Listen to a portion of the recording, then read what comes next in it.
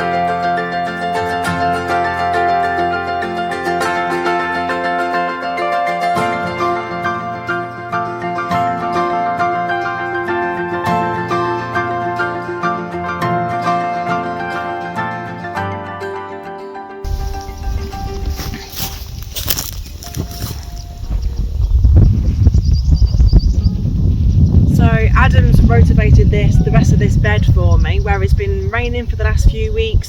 The ground had gone ridiculously hard, plus there was quite a lot of weeds in here, and we just decided that it would just be quicker to rotivate it and then rake it over than to try and actually physically hand weed it. But touch wood, it all seemed to have been just the bog standard weeds. Having that plastic over here over the winter seems to have got rid of that nasty couch grass stuff. But anyway, there's quite a lot of things that I want to get planted outside. I'll see what I get time to do, but what I'm going to do first is some spinach and some leeks and some little spring onions type thing. I'm going to give some more carrots a go. We've not had the best of luck with carrots in the last year and a half. Some of them have come out brilliantly. I had one particular crop that came out absolutely beautiful, and I had tons and tons and tons of them, really big, gorgeous. The other 3 times that I've tried to plant them, they've all been a disaster. So I've got 4 or 5 different varieties of carrot currently in a pot of water soaking, because I've read that if you soak them first, then they've got a better chance of germination, and also that you need to soak the ground before you put them in soaked, and then soak the ground again after. So I've never tried it like this before, so I'm going to give that a go. But first up, we'll get planting some of these other things.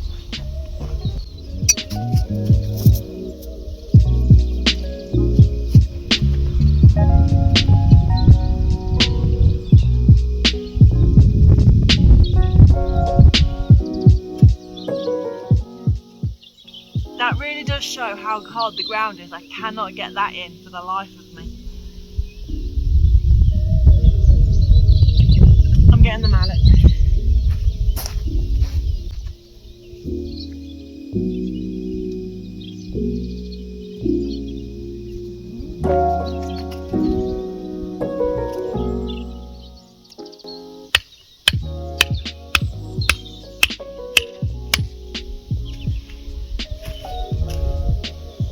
Straight-ish? No. Well, I think it is. It is.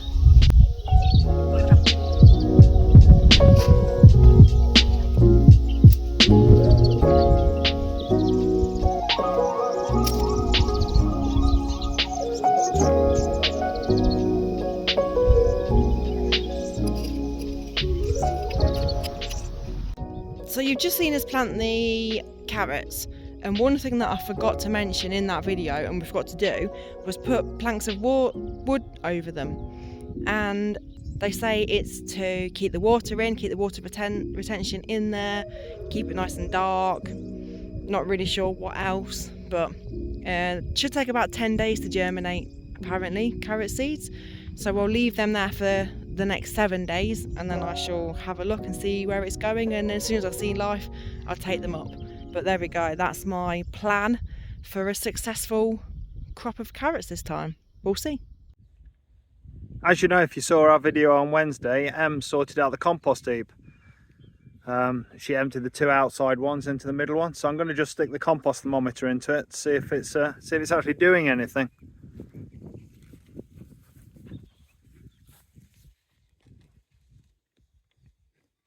So there we go. Outside temperature 18 degrees, 19 degrees, something like that. Let's stick the old thermometer in, see if we can see if we get any reaction or any. Okay, here we go. Wow.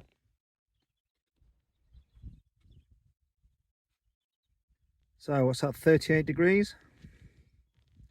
So something's definitely happening. I mean, it's only been a few days, so I guess the decomposition heat is slowly building in there. But that's good to see. It's good to see it's working, and we're producing more compost because we need it. Excellent. So as you know, we've hatched some chicks this year. 16 of the 24 hatched, which is about average as far as I can read, hatch rate. But the brooder I built, which was done in a bit of a rush, they're outgrowing it way too quickly. So they're 3 weeks old now, and they've probably got another 3 weeks in there, and there's no way they're going to last in there. So I'm going to build something a little bit bigger. So I've got this pallet. I've got this bit of chipboard here that I've found up in the barn, behind us, the top of the hill there, if you can see him. I'm going to see if we can build a larger brooder for them, so we can firstly get them out of the house and get them into the garage, and secondly give them a bit more space, for a bit more growing space.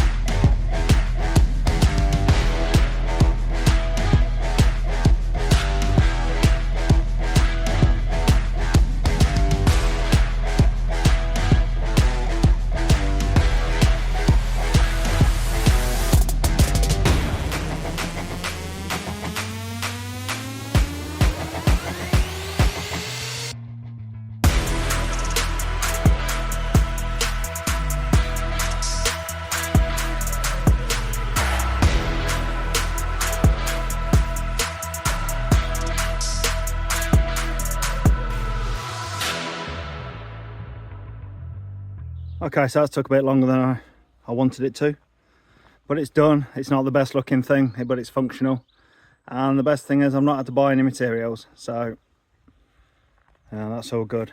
So it's about twice as big as the one we've got at the minute. One of the problems we have with the one at the minute is that the feeders are sat on the floor in the near the sawdust, and the chicks are constantly scratching and kicking the sawdust into the water feeder and into their food, and I guess we lose quite a bit of both, just because they're messy with it really. So that bar there, that's just to hang the food off of up out of the way, so they can't sort of wallow in it, as it were. Yep, so all odd bits, scraps of wood and stuff. Like I say, it's not pretty, but it's functional. And like I say, it gives the chicks twice as much room as they've got now. So hopefully this will last them another 3 weeks before they go out into the old chicken tractor, which is another little project that needs a bit of TLC after the winter. Go on then. I'm getting them. Do you want to? Sure. Go on then. Just be nice and gentle and slow.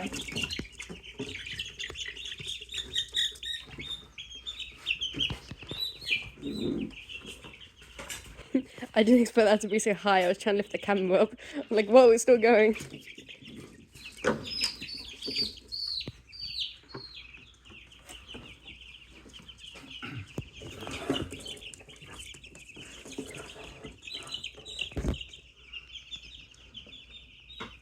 So you just take that wood out. This one? Yeah. Because they just try to fly out.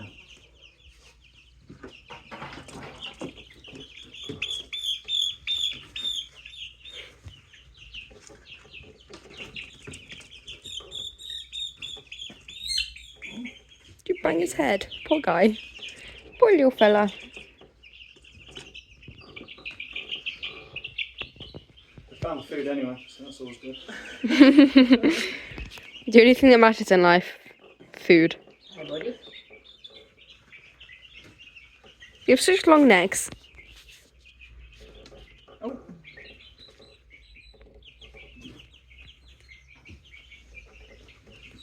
How many have we got left? Oh, loads still.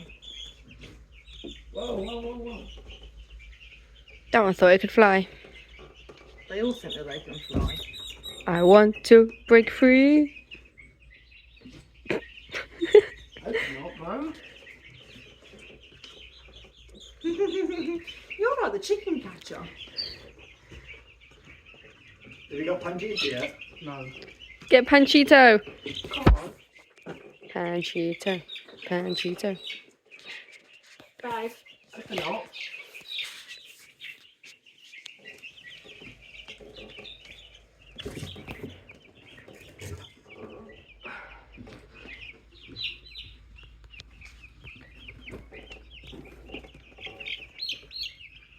Saving Panchito till last. Oh yeah. Oh yeah. Oh yeah. He's the king, obviously. Oh. Oh. That chicken does not want to be catched. Okay, I'll take it back. I'm not the chicken catcher. Yes, I am. Right, Panchito. That tail is adorable, the way that it sticks up. I know this is. Panchito needs to be Oh! Whoa, whoa, whoa, baby! Panchito! I'll be your mother. Panchito! Panchito escape route, man. You out? Yeah. Hello, buddy. Look at the wall. Welcome to your new temporary home. 3 weeks. You outside. Oh my. Why you not being fed? Dad, you're looking kind of angelic. Put your Yeah? head to that side over there. Ah.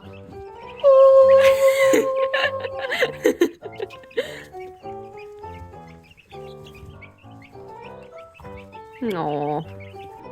So this is the view from our kitchen window this morning, looking up at Monte Faro. I hope this isn't a wildfire. In this area we have dedicated firemen, which I think it's purely their job just to fight wildfires. We see them in the bar some nights. Bombarderos. That's the firemen, but these are dedicated to wildfires. So I guess they're cutting fire trails and keeping brush down and stuff like that. And then when you get instances, hopefully not like this one, they're out there sorting it. We're going to try and find out if where we need to report this, just in case.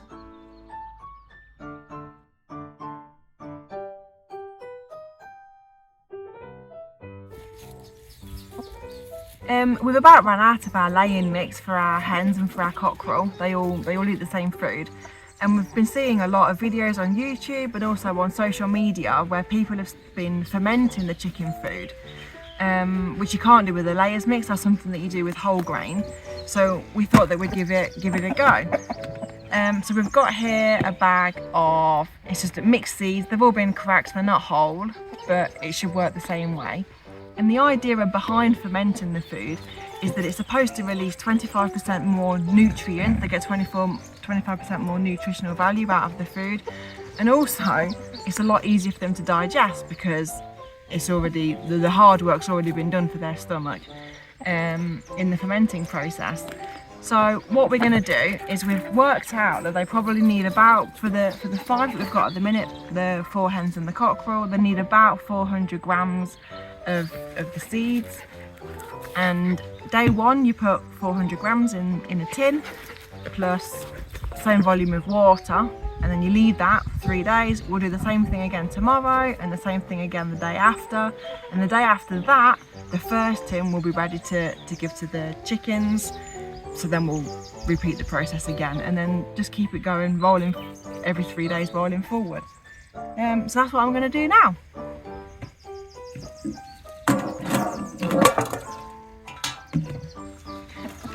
Adam's found this storage vessel, or I'm not sure what it was initially. I think it was something that he had screws in, but it works out that exactly this amount is perfect for measuring out about 100 grams.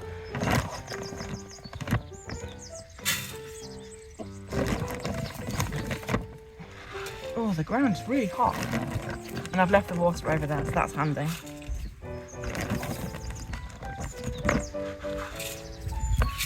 Put 8 pots of water in because it's double the amount of water by volume for the grain mix that you put in.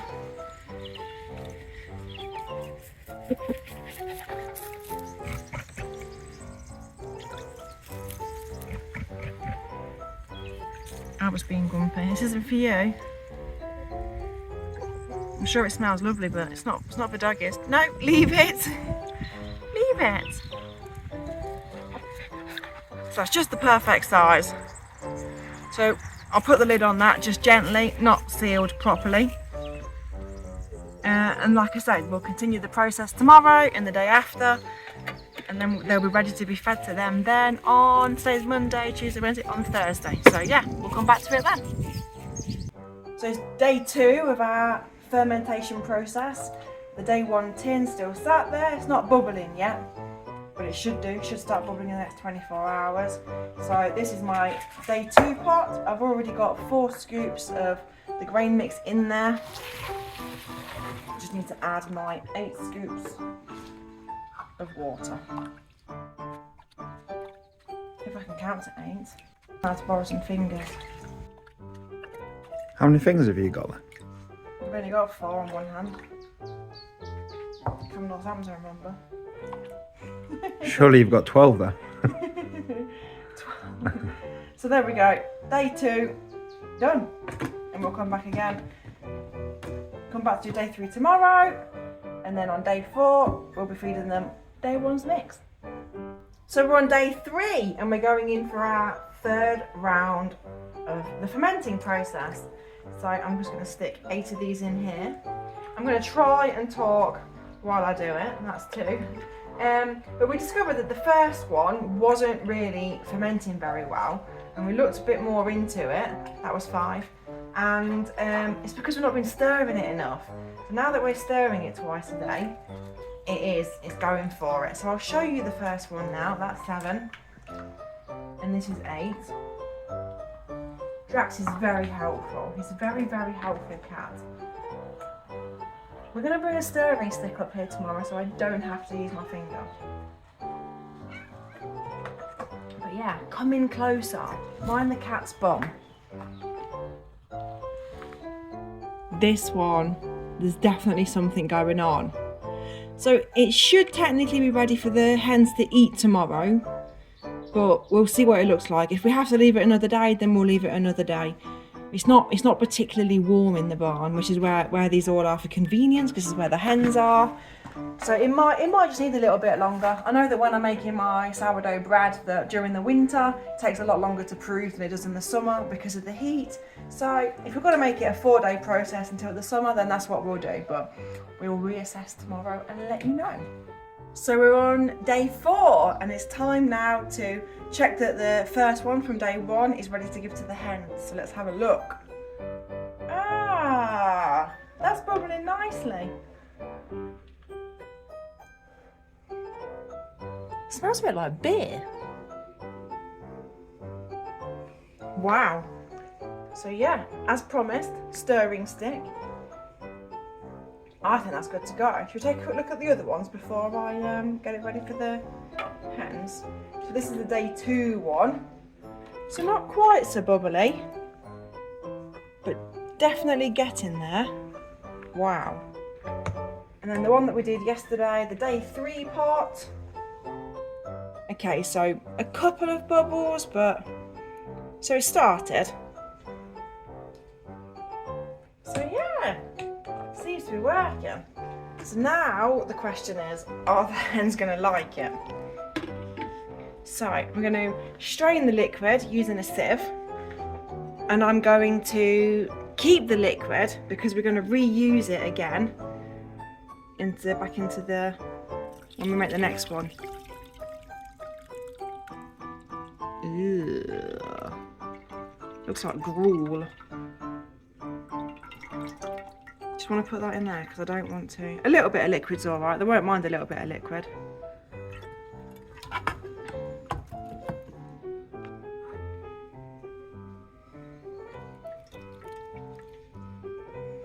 I'm going to use my stirring stick.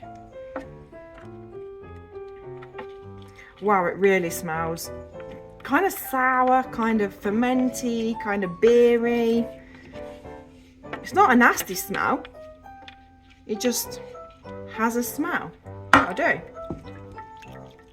Don't think you're getting any more liquid out of that. So shall I prepare? Shall I prepare day 1 now? Yeah. Yeah? Cool. So I need 4 scoops of seed, cereales, they call it here. Now 8 of these of liquid. So I'm going to see how much liquid that we've actually got left from this. This is going to be impossible to measure out with that cup. So I'm just going to make sure that the grain is completely covered with the liquid. That's the most important thing. There's a little bit of food left in there where it's come through the sieve, so we'll not waste that.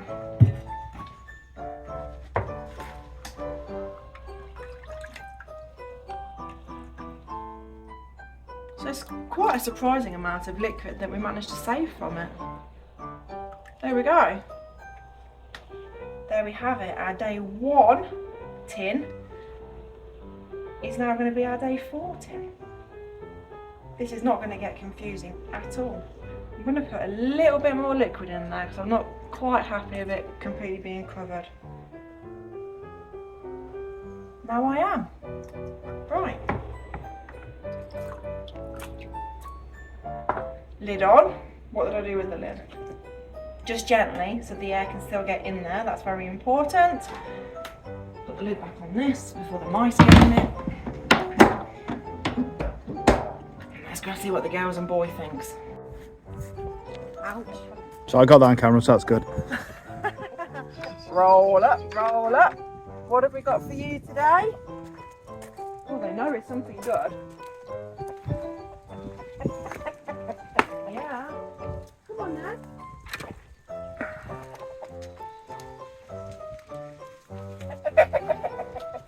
Come on then. What's this? Oh.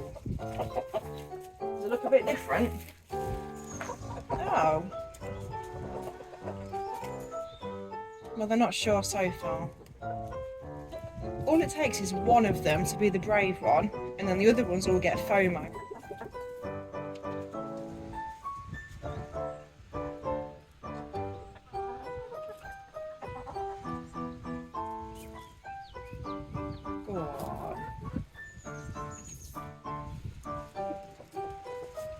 Go on. Should we back off a bit? Yeah, let's leave them to it. So we're on day 5. Yesterday was day 4. It was the first day that we gave them the fermented food. So you've just watched us give them the first time of trying this new food, and perhaps saw that we were a bit disappointed that they weren't going for it and getting straight into it. And we watched them for a little bit, and we decided that maybe it was a little bit too wet and a little bit too porridgey. So we brought it back into the barn, we strained it back through the sieve again, took a lot more of the moisture out, give it back to them again. And again, they weren't really that bothered, but we left it with them. And we've come back this morning and they have eaten it. So that's really good news. So I think that it just needs to be strained a bit better. So we're going to bought ourselves a much bigger sieve. We're going to leave it to strain a little bit longer this time. And I think they're quite keen for it because I've just brought in their pot to do this process, and they're all following me around dead excited. So fingers crossed, day 2 of them having the food, they're going to be a bit more happy. So let's get stuck in. Wow, look how bubbly this is. That's proper. And it smells really beery. Now, nobody message in because it isn't actually alcoholic, it isn't beer. They're not going to be drunk chickens, and I can promise you that if it was beery, Adam would have already drank it and eaten it himself. It's not. Reminds me a little bit of peanut butter. You know when you first open a new jar and it's all oily on top? Oh, did I just flick you? Sorry. So I'm going to go and give the hens some maize, and I'm going to get their eggs and stuff, and I'm just going to leave that just there for all of the liquid to come out of it before I come back to give it to them. So back in a minute. So that's been straining now for about five minutes or so, I would say. They're all waiting with anticipation for their new food. Come on then, chicks.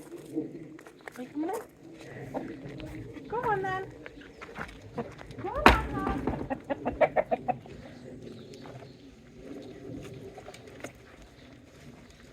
There you go.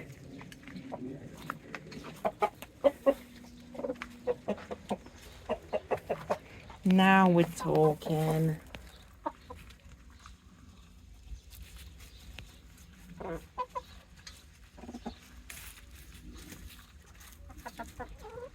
Are they going to let the cock run in to have some as well? This is the question. Well, he lets them feed first, doesn't he? I thought that was the old thing with them. He does, yeah.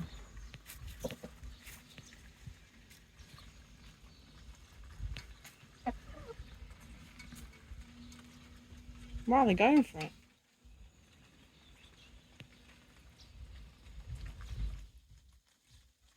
He's on guard while they're feeding, like he's on guard when they dust bathe.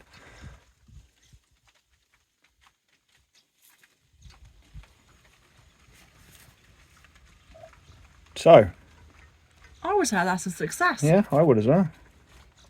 They look keen. They do look very keen. Take your time though, chicks. So that's all the footage we've got for this week. But before you go, we have some exciting. Say it. There, Emma's got a special voice for this now. Go.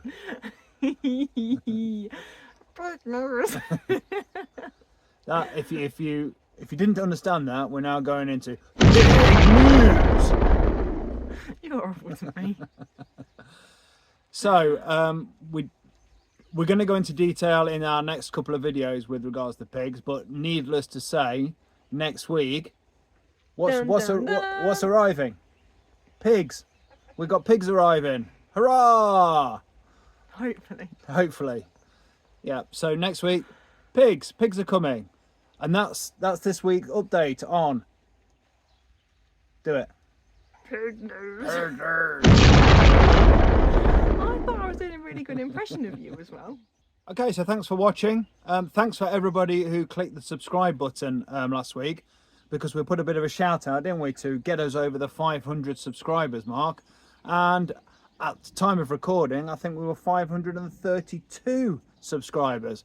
So that's amazing, isn't It it? is amazing. So thanks very much. If you can just keep that momentum going and hit the like button, hit the subscribe, leave us a comment. Actually, this week your homework. Your homework, yeah, is to leave us a little comment because we're lacking on them now. So Yeah. So good, bad, or indifferent, we'll take comments.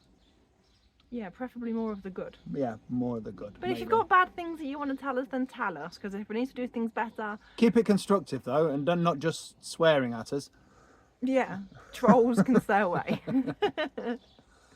So thanks very much for in all serious. Thanks very much for watching, and we'll see you all again. Hopefully midweek with pig update. Pig news. Pig news. And yeah, pig update. Yeah, great. We'll see you then. Thanks for watching. Bye. Bye.